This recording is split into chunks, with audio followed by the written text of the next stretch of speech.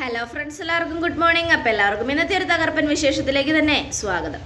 അങ്ങനെ നമ്മുടെ പ്രകാശനും വിക്രമും മൂങ്ങയൊക്കെ കൂടെ സംസാരിച്ചുകൊണ്ട് നിൽക്കുവാണ്. എന്തായാലും ഇനി എൻ്റെ മോനെ അവരൊക്കെ ജയിലിലാക്കാൻ ശ്രമിക്കും, അതുകൊണ്ട് വളരെ സൂക്ഷിച്ചും കണ്ടും വേണം മോനെ നീ നടക്കാനൊക്കെ. അത് കേട്ടതും ഇനി ആരെങ്കിലും വിക്രത്തിനെതിരെ എന്തെങ്കിലും പരാതി കൊടുത്താൽ പിന്നെ വിക്രത്തിനെതിരെ ഇതാകാൻ പോകുന്നത് ഞാനായിരിക്കും. അവനെ രക്ഷിക്കാൻ ഞാൻ മുന്നിൽ നിൽക്കും. എന്തായാലും കല്യാണിയോ കിരണോ ഒന്നും ഇനി ഒരിക്കലും നമ്മൾക്കിടയിലേക്ക് വരില്ല. അവരെത്ര വലിയ വക്കീലിനെ വെച്ചാലും അതിനേക്കാളും മുകളിലുള്ള വക്കീലിനെ വെച്ച് വാദിച്ച് ഞാൻ വിക്രത്തെ പുറത്തിറക്കിയിരിക്കും. ഇനി വിക്രത്തിൻ്റെ കാര്യത്തിൽ ഇടപെടാൻ ഒരുത്തിയും വരില്ല. ധൈര്യമായിട്ടിരിക്കച്ച. എന്തൊക്കെ സംഭവിച്ചാലും ഇനിയിപ്പോൾ അതിനെക്കുറിച്ചൊന്നും ചിന്തിക്കേണ്ട. ജീവിതം തന്നെ മാറി മറിയണം. ഇനി നമ്മൾ വലിയ പണക്കാരാണോ? ചെന്നൈയിൽ ഒരുപാട് പോരാടിയ ഞാൻ ബിസിനസ്സിൽ നമ്പർ 1 സ്ഥാനത്തെത്തിയത്. അതുപോലെ ഇവിടെയും എനിക്ക് ഒരുപാട് പോരാടണം. അങ്ങനെ പോരാടി ഇവിടുത്തെ ബിസിനസ്സിലും ഞാൻ നമ്പർ 1 സ്ഥാനത്തെത്തിക്കഴിഞ്ഞാൽ ഉറപ്പായിട്ടും അതിൻ്റെ മേൽനോട്ടമൊക്കെ വിക്രത്തിനായിരിക്കും. എല്ലാ കാര്യവും വിക്രത്തിനെ ഏൽപ്പിച്ചിട്ട് പിന്നെ എനിക്ക് ചെന്നൈയിലേക്ക് സമാധാനത്തോടെ മടങ്ങി പോകാമല്ലോ. അത് കേട്ടതും സത്യമാണോ മോളെ ഈ പറയുന്നേ? ഞാൻ പറയുന്നത് സത്യമാന്നേ. എൻ്റെ മോളെന്ന് പറഞ്ഞില്ലേ കല്യാണി, അവൾക്ക് എങ്ങനെയോ കിട്ടിയൊരു ഭാഗ്യമാണ് ആ കിരണെന്ന് പറയുന്നവൻ. പക്ഷെ അവനൊരു അനന്തരവളുണ്ടായിരുന്നു, സരയും. നല്ല പഠിച്ച് നല്ല മിടുക്കിയ. അവളെ കല്യാണവും കഴിച്ചില്ല, അവളെ ആ MD കസേരയിൽ ഇരുത്തിയുമില്ല. എന്നിട്ടാ സ്കൂളിൽ പോലും പോകാണ്ട് മടിച്ചു നടന്ന അവളെ കൊണ്ടുപോയി MD ആക്കിയിരിക്കുന്നത്. അതൊന്നും ഓർത്തിനി അച്ഛൻ വിഷമിക്കണ്ട. നമുക്ക് എന്തായാലും എല്ലാത്തിനും ഒരു തീരുമാനം ഉണ്ടാക്കാം. അച്ഛൻ ധൈര്യമായിട്ടിരിക്കെ. മോളെ, എനിക്കൊരാളെ കാണാനുണ്ട്. എൻ്റെ മോനെ ജയിലിലാക്കിയവളെ, അവളെ പോയി കണ്ട് വെല്ലുവിളിക്കണം മോളെ. എനിക്ക് വെല്ലുവിളിച്ച് എൻ്റെ മോൻ്റെ ജീവിതം മാറി മറിയുന്നത് കണ്ടോന്ന് അവളുടെ മുഖത്ത് നോക്കി പറയണം. അതിനെന്താച്ചാ അച്ഛൻ പോയി വെല്ലുവിളിച്ചോ, ആരെ വേണേലും വെല്ലുവിളിച്ചോ. എനിക്കതിൽ ഒരു പ്രശ്നമില്ല. അച്ഛനെ ഉയരങ്ങളിലേക്ക് എത്തിക്കേണ്ടത് എൻ്റെ കടമയാണ്. ഞാൻ അത് ചെയ്തിരിക്കും എന്നും പറയുക. ഇത് കേട്ടതും വിക്രം ഭയങ്കര സന്തോഷത്തോടെ കാർത്തികയെ നോക്കുക. വിക്രം, ഞാൻ പറഞ്ഞതൊക്കെ ഓർമ്മയുണ്ടല്ലോ. ഇനി എൻ്റെ സ്ഥാപനങ്ങളൊക്കെ നോക്കി നടത്തേണ്ട ചുമതല നിനക്കാണ്, മനസ്സിലായോ? ശരി ചേച്ചി, എനിക്ക് മനസ്സിലായി എന്നും വിക്രം പറയുക.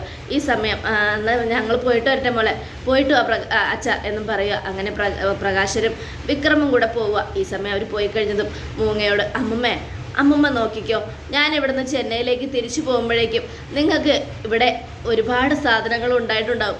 സ്വന്തമായിട്ടൊരു വീട്, സ്വന്തമായിട്ടൊരു കമ്പനി, സ്വന്തമായി സഞ്ചരിക്കാൻ കാറ്, അങ്ങനെ പലതും. എല്ലാ സൗകര്യങ്ങളും നേടിത്തന്നിട്ടേ ഞാൻ ഇവിടെ നിന്നും ചെന്നൈക്ക് മടങ്ങിപ്പോകൂ. എന്താ അമ്മുമ്മയ്ക്ക് സന്തോഷമായോ? സന്തോഷമായി മോളെ, ഒരുപാട് സന്തോഷമായി എന്നും മൂങ്ങ പറയുക. ഇത് കേട്ടതും കാർത്തിക, നിനക്കൊക്കെ വീടല്ല, കിടന്ന് മരിച്ച് കിടക്കാനുള്ള കുഴിയാണ് ഞാൻ ഒരുക്കിയിട്ട് പോകാൻ പോകുന്നത് എന്നും മനസ്സിലാലോചിച്ചുകൊണ്ട് അവിടെ നിന്നും തിരിഞ്ഞു നടന്നിട്ട് അങ്ങ് പോവുകയാണ്. അപ്പോൾ മൂങ്ങ ഭയങ്കര സന്തോഷത്തോടെ ചിരിക്കുക. എന്നാലും എനിക്ക് ഇത്രയും വലിയൊരു ഭാഗ്യം ഈ വയസ്സാം കാലത്ത് കിട്ടുമെന്ന് ഞാൻ ഒട്ടും പ്രതീക്ഷിച്ചില്ല. എന്തൊരു വലിയ ഭാഗ്യമായത്. എന്തൊക്കെയായാലും ആ മോള് നല്ല മോളാ. അതുകൊണ്ടാണല്ലോ ഒരു മുൻപരിചയമില്ലാതെ ഞങ്ങൾക്ക് വേണ്ടി ഇത്രയൊക്കെ ചെയ്യുന്നത്. ദൈവം ആ മോളെ അനുഗ്രഹിക്കട്ടെ എന്നൊക്കെ മൂങ്ങ ഇങ്ങനെ പറഞ്ഞുകൊണ്ടിരിക്കുക. ഈ സമയം പിന്നീട് കാണിക്കുന്നത് പ്രകാശിനെയും വിക്രത്തെയാണ്. അവർ രണ്ടുപേരും കൂടെ അവിടെ എത്തി കിരണിൻ്റെ ഓഫീസിൽ RS കൺസ്ട്രക്ഷനിൽ അവിടെ വന്ന് നിന്നതും സെക്യൂരിറ്റി ഇല്ലാന്ന് തോന്നുന്നു മോനെ. അല്ലെങ്കിലും ഇവിടെ ഇപ്പോൾ ആരും ഒന്നും അത്ര കൃത്യനിഷ്ഠയൊന്നുമില്ല, അതുകൊണ്ട് ചിലപ്പോൾ വന്നു കാണില്ല എന്നൊക്കെ പറഞ്ഞുകൊണ്ട് നിൽക്കുമ്പോൾ ഹരി വരിക. ഹരി വന്നതും അതേ വരുന്നു. സെക്യൂരിറ്റി ആകേണ്ടവൻ അത് സൂപ്പർവൈസറായില്ലേ, അവനാണ് വരുന്നത്. അപ്പോൾ ഹരിക്ക് ദേഷ്യം കയറി. അല്ല, നിങ്ങൾക്ക് എന്താ ഇവിടെ കാര്യം? ഞങ്ങൾക്ക് എന്താ ഇവിടെ കാര്യമെന്നോ? ഞങ്ങളെ ഇവിടെ ചില കാര്യങ്ങൾ സംസാരിക്കാൻ വേണ്ടി വന്നതാ. അല്ല, ഇവിടുത്തെ MDയും MDയുടെ ഭർത്താവും. അത് കേട്ടതും അതൊക്കെ എന്തിനാ നിങ്ങളറിയുന്നേ? നിങ്ങൾക്ക് അതിൻ്റെ ആവശ്യമില്ല. മര്യാദയ്ക്ക് പോകാൻ നോക്ക്. പ്രശ്നം ഉണ്ടാക്കാനാണ് വന്നതെങ്കിൽ നടക്കില്ല. പ്രശ്നം ഉണ്ടാക്കാനോ? ഞങ്ങളെ അവളുടെ മുഖത്ത് നോക്കി കുറച്ച് കാര്യങ്ങൾ സംസാരിക്കാനാണ് വന്നത്. വൃത്തികെട്ടവളുടെ അവളെ എനിക്കൊന്ന് കാണണം. പറ്റില്ലെന്ന് പറഞ്ഞില്ലേ പ്രകാശ, നീ ഇപ്പോൾ പോ. ഞാനേ ഒരു വീട് വയ്ക്കാൻ ആഗ്രഹിക്കുന്നുണ്ട്. ആ വീടിൻ്റെ വർക്ക് ഇവളെ ഏൽപ്പിക്കാമെന്ന് കരുതി വന്നതാ.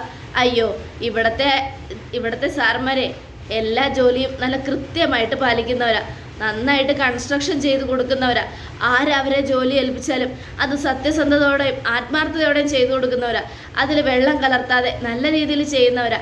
അങ്ങനെയുള്ളപ്പോൾ ഈ വർക്ക് നീയൊക്കെയാണ് ഏൽപ്പിക്കുന്നതെങ്കിൽ ഉറപ്പായിട്ടും നീയൊക്കെ എവിടെയെങ്കിലും കട്ടും മുടിച്ചും കൊണ്ടുവന്ന് വീട് വയ്ക്കാൻ പറയുന്നതായിരിക്കും. അതുകൊണ്ട് ഇവിടെയുള്ളവർ ആ പണി ഏറ്റെടുക്കില്ല. അതുകൊണ്ട് മര്യാദയ്ക്ക് പോകാൻ നോക്കടാ. അത് കേട്ടതും ആ പ്രകാശൻ, നീയൊക്കെ ഇരിക്കേണ്ടടുത്ത് ഇരിക്കണം, അല്ലെങ്കിലേ ദേ ഇതുപോലെ അഹങ്കരിച്ച് നിർത്തിക്കഴിഞ്ഞിട്ടുണ്ടെങ്കിൽ നിന്നെയൊക്കെ അവസാനം അവർ പുറത്താക്കും. അങ്ങനെ പുറത്തായി കഴിയുമ്പോൾ നിനക്ക് നിൽക്കാൻ ഞാനൊരു സ്ഥലം തരാം. അയ്യോ മതി, എനിക്ക് നിന്റെ സഹായത്തിൻ്റെ ആവശ്യമൊന്നുമില്ല, ഉള്ളതുകൊണ്ട് ജീവിക്കാൻ എനിക്കറിയാം. പോ. അല്ല, ഇവൻ ജയിലിലായിരുന്നില്ലേ? ഇവൻ എപ്പോൾ പുറത്തിറങ്ങി? അതെ, എൻ്റെ മോൻ പുറത്തിറങ്ങിയെന്നും കൂടെ കാണിക്കാനാ ഞാനിങ്ങോട്ട് പോകുന്നത്. എനിക്ക് കാണിക്കണം, അവളെ കാണിച്ചു കൊടുക്കണം, എൻ്റെ മോൻ പുറത്തിറങ്ങിയ കാര്യം പറഞ്ഞു കൊടുക്കണം എന്നൊക്കെ പറയണം. അത് കേട്ടതും എന്തിനാ പ്രകാശ വെറുതെ വഴക്കിടാൻ വേണ്ടി വരുന്നേ? ഞാൻ വഴക്കിടാൻ വേണ്ടി വന്നതല്ലല്ലോ, എനിക്ക് അവളെ വെല്ലുവിളിക്കണം. അവൾ കാരണമാണ് എൻ്റെ മോൻ ജയിലിൽ പോയത്. അവൾ ഒറ്റയിരുത്തിയാ ഇതിനൊക്കെ കാരണം. അങ്ങനെയുള്ളപ്പോൾ അവളുടെ മുഖത്ത് നോക്കി എനിക്ക് വെല്ലുവിളിക്കണ്ടേ? പറയാൻ വെല്ലുവിളിക്കണ്ടേന്ന്. അത് കേട്ടതും നമ്മുടെ ഹരി, ഇവനോടൊന്നും പറഞ്ഞിട്ട് കാര്യമില്ല, വെറുതെ രാവിലെ തന്നെ വഴക്കിടാനായിട്ട് വന്നോളും, നാശം പിടിക്കാൻ എന്ന് പറഞ്ഞുകൊണ്ടിരിക്കുമ്പോഴേക്കും നമ്മുടെ രതീഷ് വരുവാണ്. രതീഷിനെ കണ്ടത് ദേ ഇവിടുത്തെ മറ്റൊരു സ്റ്റാഫ് എത്തിയല്ലോ. എന്താടാ സ്റ്റാഫേ, എൻ്റെ മുൻ മരുമകനെ എന്ന്. അപ്പം ഞാനും ഇപ്പം മുൻ മരുമകനായോ? അതേടോ, ഞങ്ങളെ തള്ളിക്കളഞ്ഞു പോയ താനും തൻ്റെ ഭാര്യയൊക്കെ ഇപ്പം ഞങ്ങൾക്ക് അന്യര് തന്നെയാ എന്നും വിക്രം. അത് കേട്ടതും എടാ, ഞങ്ങൾ നിന്നെയൊക്കെ തള്ളിക്കളഞ്ഞതല്ലല്ലോ, നിൻ്റെയൊക്കെ സ്വഭാവം കാരണമല്ലേ എൻ്റെ ചെലവിന് എൻ്റെ വീട്ടിൽ ജീവിച്ചിട്ട് എന്നെ ഭരിക്കാൻ വന്ന. പിന്നെ എങ്ങനെയാടാ നിൻ്റെയൊക്കെ കൂടെ നിൽക്കുന്നത്? അതെ, നീ കൂടുതലൊന്നും പറയണ്ടളിയാ. നീ എന്താ ചെയ്തത്? ഇത്തിരി പണം കിട്ടിയപ്പോൾ നീ അവളോടൊപ്പം നിന്നു. അങ്ങനെയുള്ളപ്പോൾ നിന്നെ ഞങ്ങൾ എങ്ങനെയാടാ സ്നേഹിക്കുന്നത്? അയ്യോ, നിങ്ങളുടെ സ്നേഹമൊന്നും ഞങ്ങൾക്ക് വേണ്ട. ഞാനും എൻ്റെ ഭാര്യയും ഇപ്പം സമാധാനത്തോടു കൂടെ തന്നെയാണ് ജീവിക്കുന്നത്. അതുകൊണ്ട് ഇനി കൂടുതലൊന്നും പറയണ്ട. എന്തായാലും എനിക്കൊന്നേ പറയാനുള്ളൂ. ദേ എന്തിനാ ഇപ്പം അച്ഛനും മോനും കൂടെ വന്നത്? അല്ലട ജയിൽ പുള്ളി, നീ എപ്പോഴാണ് ജയിലിൽ നിന്ന് ഇറങ്ങിയേ? ദേ എൻ്റെ മോനെ ജയിൽ പുള്ളി എന്ന് വിളിച്ചാലുണ്ടല്ലോ, പിന്നെ ജയിലിൽ പോയി കിടന്നവനെ ജയിൽ പുള്ളി എന്നല്ലാതെ രാജകുമാരാന്ന് വിളിക്കാൻ പറ്റുമോ? നിങ്ങൾക്ക് ഇനിയും ബുദ്ധിയും വിവരമൊന്നും ഇല്ലേ എന്നും രതീഷ് രാഹുൽ പ്രകാശിനോട് ചോദിക്കുക. ഇത് കേട്ടതും ഡാടാ, എൻ്റെ മോൻ ജയിൽ പുള്ളി ആയെങ്കിലേ അതവനെ ആക്കിയതാ, അല്ലാതെ അവനൊരു തെറ്റും ചെയ്തിട്ടില്ല. അയ്യോ, മകൻ എത്ര തെറ്റ് ചെയ്താലും അതൊക്കെ സപ്പോർട്ട് ചെയ്ത് തള്ളിക്കളയുന്ന ഒരു അച്ഛനുണ്ടെങ്കിൽ അത് താൻ മാത്രമായിരിക്കും എന്നും രതീഷ്. ഇത് കേട്ടതും നീ കൂടുതലൊന്നും പറയണ്ടടാ, നിന്നേക്കാളും അത്ര ചെറ്റയൊന്നുമല്ല എൻ്റെ മോൻ. അത് കേട്ടതും അങ്ങനെയല്ലേ, അതുകൊണ്ടാണല്ലോ വേറൊരു പുരുഷൻ്റെ തലക്കടിച്ച് ഇവൻ മോഷ്ടിച്ച സ്വർണ്ണമൊക്കെ എവിടെ കൊണ്ട് വിറ്റ് തൊലച്ചോ ആവോ. എന്ത് ചെയ്യാനാ, ഇപ്പം എന്തിനാ ഇങ്ങോട്ട് കെട്ടി എഴുന്നള്ളിയത് എന്നും രതീഷ്. അത് കേട്ടതും ഹരിയേട്ടൻ കല്യാണിയെയും കിരൺ സാറിനെയും വെല്ലുവിളിക്കാൻ വേണ്ടി വന്നതാ രതീഷേ. അല്ല എന്തിന്? അതെ, ഇവൻ ജയിലിൽ നിന്ന് ഇറങ്ങിയല്ലോ, ഇവനെ ഇന്ന് ജയിലിലേക്ക് വീണ്ടും അയക്കാൻ വേണ്ടി കല്യാണി കിരൺ സാറും പോയിട്ടുണ്ടായിരുന്നില്ല. അതുകൊണ്ട് അവർ പേടിച്ച് മാറി എന്നുള്ളൊരു തെറ്റിദ്ധാരണയിൽ വന്നതാ. അതെ, ഇത്തിരി ഐശ്വര്യം വന്നപ്പോൾ വീണ്ടും അഹങ്കാരം തുടങ്ങിയല്ലേ? എനിക്ക് അഹങ്കാരമൊന്നുമില്ല. എന്തായാലും ഞാനിനി ചെയ്യാൻ പോകുന്നതൊക്കെ കണ്ടോ. ഇനി അങ്ങോട്ട് ഞങ്ങൾക്ക് നല്ല കാലമാടാ, നല്ല കാലം.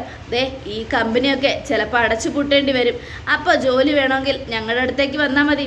അയ്യോ, ഞങ്ങളിപ്പോൾ ഉള്ളത് കൊണ്ട് തൃപ്തരാ. അത്യാവശ്യം ഒരു വീട് കെട്ടാനുള്ള വകയോ ആയി.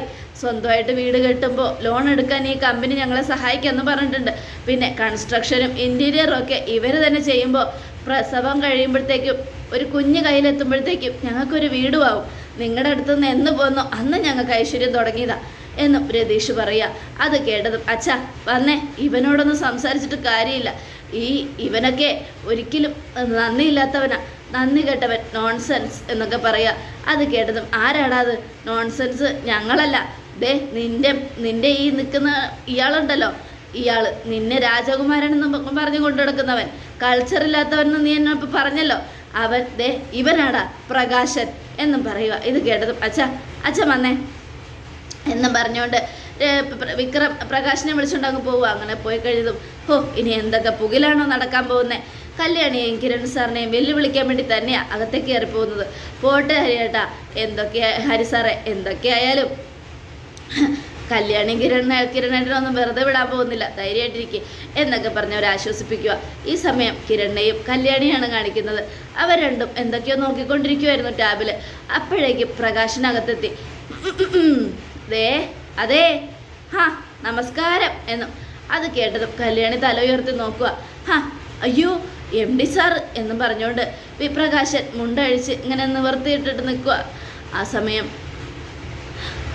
അല്ല ഇതെന്താ രണ്ടുപേർക്കും ജോലിയൊന്നുമില്ലേ ഇവിടെ ഇങ്ങനെ വെറുതെ ഇരിക്കുന്നേ എന്ന് പ്രകാശിൻ്റെ ചോദ്യം കേട്ടപ്പോൾ കിരൺ അങ്ങ് ചൊല്ല വാടാ വാടാ ഞാനേ ഒരു കാര്യം പറയാൻ വേണ്ടി വന്നതാ നിന്നെയൊക്കെ കാണിക്കാൻ ഞാൻ ഒരാളെ കൊണ്ടുവന്നിട്ടുണ്ട് എന്നും പറഞ്ഞുകൊണ്ട് എടാ മോനെ വന്നേട രാജകുമാര എന്നും പറഞ്ഞ് വിളിക്കുക. അത് കണ്ടതും ദേ വിക്രം വരിക. വിക്രം വന്നതും ഹോ ഇവൻ ജയിലിൽ നിന്ന് ഇറങ്ങിയത് കാണിക്കാൻ വേണ്ടി വന്നാണോ? തനിക്കും ഇവനും ഒന്നും ഇവിടെ വരാൻ പോലും അധികാരാവകാശമില്ല. പിന്നെ എന്തിനാടാ ഇങ്ങോട്ട് കാലെടുത്ത് കുത്തിയത്? എടോ എന്തിനാന്ന്? എടാ ഞാനിവിടെ ഇരിക്കാൻ വന്നൊന്നുമല്ല. ഇവിടെ എൻ്റെ മോനെ ജയിലിലാക്കിയവളുടെ മുൻപിൽ എൻ്റെ മോൻ ഇവിടെ പുറത്തിറങ്ങിയത് കാണിക്കാൻ വേണ്ടി വന്നതാടാ. അല്ലാതെ എനിക്കിവിടെ വന്നിരിക്കേണ്ട ഒരാവശ്യമില്ല. എനിക്കിപ്പോൾ ഇതിനേക്കാളും വലിയ കമ്പനിയിൽ ജോലി കിട്ടുകൂടാ. അതിൻ്റെ അധികാരം മുഴുവനും എൻ്റെ കയ്യിലാവും. ഞാൻ കോടീശ്വരനാവാൻ പോവുക. കോടീശ്വരൻ ആവാൻ പോകുമെന്നല്ല, ആയിന്ന് തന്നെ പറയാം. ഇനി എൻ്റെ മോനെ ജയിലിലാക്കാൻ നിനക്കൊന്നും പറ്റില്ല. ഇത്തിരി ഐശ്വര്യം വന്നപ്പോൾ വീണ്ടും അഹങ്കാരം തുടങ്ങിയോ എന്നും കാദംബരി. അത് കേട്ടതും അതേടി ഞങ്ങൾക്ക് അഹങ്കാരം തുടങ്ങിയെന്ന് നീ കരുതിക്കോ. ദേ നീയൊക്കെ എൻ്റെ മോനെ ജയിലിലാക്കി എന്നിട്ട് സന്തോഷത്തോടെ നടക്കുമായിരുന്നില്ലേ? ആ സോണിയുടെയും ഇവളുടെയൊക്കെ കൂടെ ചേർന്ന് നീയും അത് ചെയ്തില്ലേ? സ്വന്തം ആങ്ങളയെ കള്ളനെന്ന് മുദ്ര കുത്തി അവനെ ജയിലിലാക്കിയില്ലേ? എന്നിട്ട് എന്താടി ഇന്ന് എൻ്റെ മോനെ ജയിലിലാക്കാൻ വരാതിരുന്നത്? ഞങ്ങൾക്ക് ഒരാഗ്രഹം ഉണ്ടായിരുന്നു, ഇവൻ ജയിലിൽ കിടക്കണമെന്ന്, ഇവൻ ചെയ്ത തെറ്റിന് ശിക്ഷ അനുഭവിക്കണമെന്ന്. അതിവൻ അനുഭവിച്ചില്ലേ? ജയിലിൽ കിടക്കുകയും ചെയ്തു, ശിക്ഷ അനുഭവിക്കുകയും ചെയ്തു. ഇനിയിപ്പോൾ വേണ്ടാന്ന് തോന്നി, അതുകൊണ്ട് തന്നെയാണ് വരാതിരുന്നത്. എന്തായാലും ഇവൻ പുറത്തിറങ്ങിയല്ലോ, ഇനിയെങ്കിലും മാന്യവും മര്യാദയായിട്ട് ഇവനോട് ജീവിക്കാൻ പറ. ഇല്ലെങ്കിൽ വീണ്ടും പോയി ജയിലിൽ കിടക്കേണ്ടി വരും. അങ്ങനെയൊന്നും കിടക്കേണ്ടി വരില്ലടി. എൻ്റെ മോനിനി നിൽക്കാൻ പോകുന്നതേ ഉയരത്തിലാ, ഒരുപാട് ഉയരത്തിൽ. ഇവനെ ഞാൻ രാജാവെന്നും പറഞ്ഞ് വളർത്തിയത് വെറുതെ ഒന്നുമല്ല, ഇവനെ രാജാവ് തന്നെയാ. ഹോ ഇക്കണക്കിന് പോയിട്ടുണ്ടെങ്കിൽ ഇവൻ ചത്താലും ഇവൻ ചത്തുന്ന ഇയാൾ പറയില്ല, രാജാവ് വിടവാങ്ങിയെന്നേ ഇവൻ പറയൂ. ഡാ കൂടുതലൊന്നും പറയണ്ട. ദേ എൻ്റെ മോനെ രാജകുമാരൻ തന്നെയാടാ, അതിലൊരു മാറ്റവും ഇല്ല. ഈ രാജകുമാരൻ ഇനി രാജകസാരയിൽ ഇരിക്കാൻ പോകുന്നതേ ഉള്ളൂ. നീ കണ്ടോ, നീയൊക്കെ ഇവൻ്റെ കാലും ചോട്ടിൽ വന്ന് നിൽക്കേണ്ടി വരും എന്നൊക്കെ പറഞ്ഞുകൊണ്ട് ഓരോന്നിങ്ങനെ പറഞ്ഞ് രണ്ടുപേരും കളിയാക്കുക. ഈ സമയം കാദംബരി അതെ രണ്ടുപേരും എന്തിനാ ഇപ്പം ഇങ്ങോട്ട് വന്നേ? ഒന്ന് പൊയ്ക്കൂടെ വെറുതെ ബാക്കിയുള്ളൊരു സമാധാനം കളയാനായിട്ട്?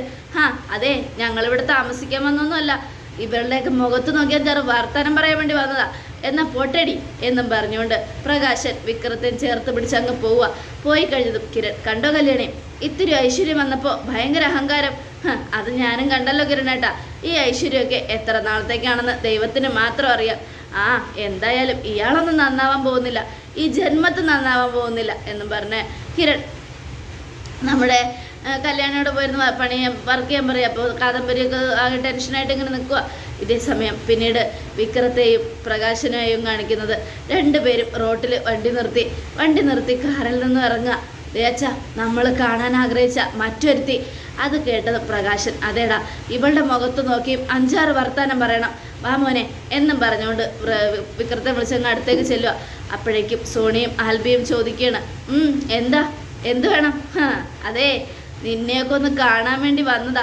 ദേ എൻ്റെ മോനെ ജയിലിൽ നിന്നിറങ്ങി, അവനെ ഒരു കുഴപ്പമില്ല, ജയിലിൽ അവൻ നിരപരാധിയാണെന്ന് തെളിയിച്ചിട്ട് തന്നെയാണ് വെറുതെ വിട്ടത്. എന്തായാലും നീയൊക്കെ ഇന്ന് കോടതിയിലേക്ക് വരാഞ്ഞത് എന്താടി? അത് കേട്ടതും ഇവൻ ജയിലിൽ കിടക്കണമെന്നും തല്ല് കൊള്ളണമെന്നും ഉണ്ടായിരുന്നു, അതൊന്ന് അനുഭവിച്ചല്ലോ, അതുകൊണ്ട് മതിയെന്ന് തോന്നി, അതുകൊണ്ടാണ് വരാതിരുന്നത്.